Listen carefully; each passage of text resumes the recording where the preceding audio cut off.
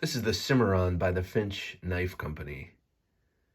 This knife was originally designed and intended as a light backpacking knife, something very capable that you could take on the trail with you that's not going to weigh you down, but can really take care of whatever little folding knife chores you have while you're out there in the wilderness or just, on the trail with your backpack.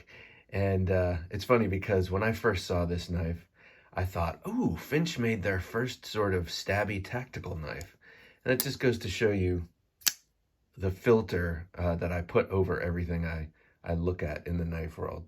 But really, since having gotten this, I see what the design is all about. I understand where they're coming from. It is quite light. It's quite discreet in terms of, the blade hides completely within the handle. It is a slender, 3/4 of an inch wide handle. And it's very neutral in shape. If you look at it, it's like a stick. And people talk frequently about how our hands were built to hold sticks. And the handle does not force you into any sort of position. It's just there for you for any kind of position you might need. And I'm told and I observe through YouTube videos that outdoorsmen use their knives in all sorts of grips. Like here's the chest pull grip, a favorite of Gideon's Tactical. Or, say you're making feather sticks, your hand's not pushed into any sort of, or just preparing a camp dinner. Okay. One thing that I find really attractive about this knife, because let's face it, I'm a superficial guy and I always look at how a knife looks, and that really plays into how much I like a knife. And I love the Finch sort of traditional feel meets current day knife tropes. Okay, so here we have a flipper on bearings, very smooth, really smooth, especially for such a small and light blade. But you have the modern thing, you have the modern build, if you will, but you have some of the hallmarks of a traditional knife. You have the badge or shield in the middle of the handle, like like a traditional slip joint you might see. And you've got this sort of charming look to it. This 2-ply G10, this layered G10, comes in a couple of different colors. There's a green and blue, there's this gray and yellow, which I love, and then there's an orange and green. And they are patterned after different backpack color combinations that one of the two owners of Finch has. And I think that's a really cool detail. And I think it makes for a very handsome knife. So if you know me at all, you know that I tend towards the larger, blacker, more tactical knives. Here's a spiritual cousin, I believe, of the Cimerron, the ZT0452.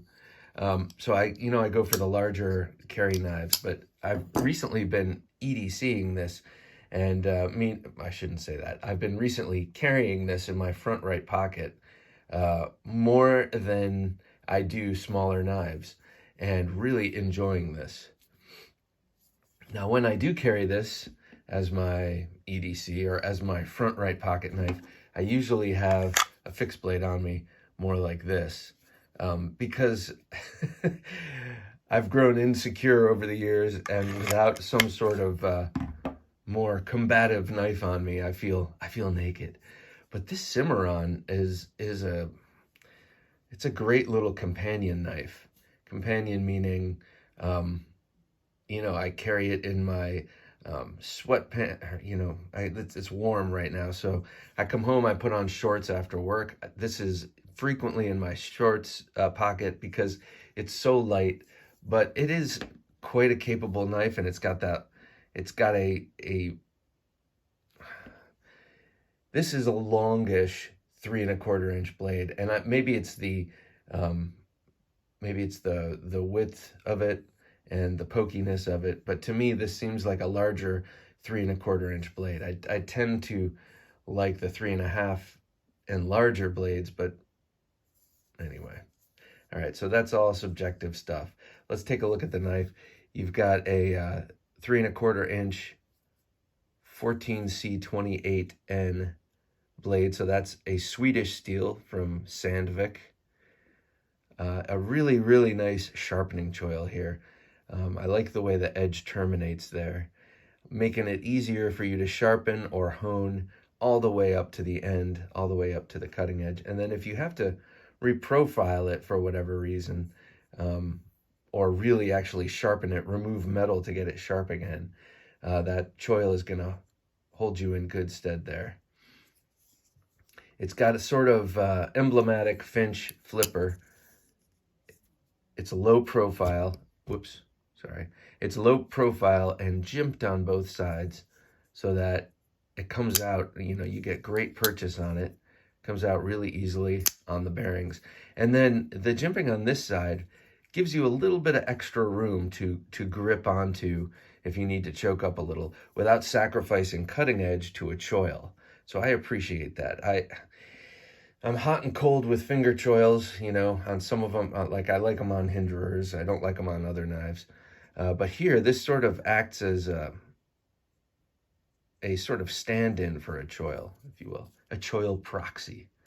Because if you're gripping the knife like this and you need a little bit more room and you got to get a little bit closer to that blade, this angle on the flipper and then that jimping gives you a great place and really good purchase to do your close-in work, or what do they call it? Fine, whatever they call it, fine work, which I'm doing all the time, all my fine work here. You've got a pretty thin, but, you know, just fine liner lock there. Inset in that beautiful yellow and gray G10. You've got full steel liners in there, which don't seem to add to the weight. I mean, obviously they add to the weight, but the overall package is very light. This neutral G10 handle. I like the pommel. Not that you're going to be using this knife like this, but it feels good on the thumb when you cap it with the thumb. Who knows, maybe you're going to come across some something that you got to do that with, and that feels good. You've got a sculpted titanium clip, which is very nice, and gives quite a bit of retention there. This is a G10 backspacer, I believe. Is it G10? Yeah, this is a G10 backspacer.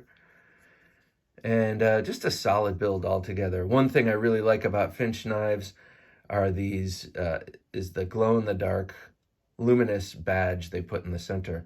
One of the two owners of the company has a watch company. I believe it's called Raven. Excuse me while I pause for a sip of coffee. If you can't tell, this is my tired voice. And so they add this little badge, and that's actually a sapphire crystal over it, just like the crystal on a watch. So it's funny, when I got my first Finch Knife Company knife, the Runtley, I was curious as to why this never scratched up, even though I was carrying it a lot. And it's because it's crystal. It's sapphire crystal. You've got really excellent jimping on the back of the blade there. It really does work quite well. Grabs your finger. And I have to say, I really just love the overall ergonomics of this, which are just audaciously neutral. I just really like that. Feels really great in the hand. It's a very good knife for everyday tasks. And for me, what is that? That is food prep, you know, office food prep, if you will. What about, I'm not sure what else I've used this for, but I've carried it a bit. Oh, also at-home food prep. This is great for, excuse me, opening up food packages, especially those with the real soft and grippy saran wrap style wrapping, which is actually pretty hard to cut cleanly. And this goes right through. It came super, super sharp. And despite that curved plunge grind there, it is a flat ground blade. Very nice knife. All right, let me show it off with a couple of other knives. Like I said before, to me, its spiritual cousin is the 452 by Zero Tolerance. And the reason I say that is you can see an overall long and slender profile. So it just made me think of this, even though this is a bit more gur or murdery, as Nick Shabazz would put it. Now, a couple of other knives that sort of fit the purpose. Here you have the Bug Out, also built as a backpacking knife for lightness and such, and the Rockwall by the Tactile Knife Company, also intended to be neutral, small, discreet, meant to fit inside a juicy fruit or one of the old gum gum packages. So it's kind of the same thing in terms of purpose. This would be at home on the trail or on the office. At home on trail or in the office. I need to be there, pitch man. So those two are kind of similar. Also, let's not forget the RSK Mark I. And this is actually a little bit heftier, a little bit heavier, a little bit shorter, but it still came to mind as a knife you might pop in your pocket to go out and about for light carry.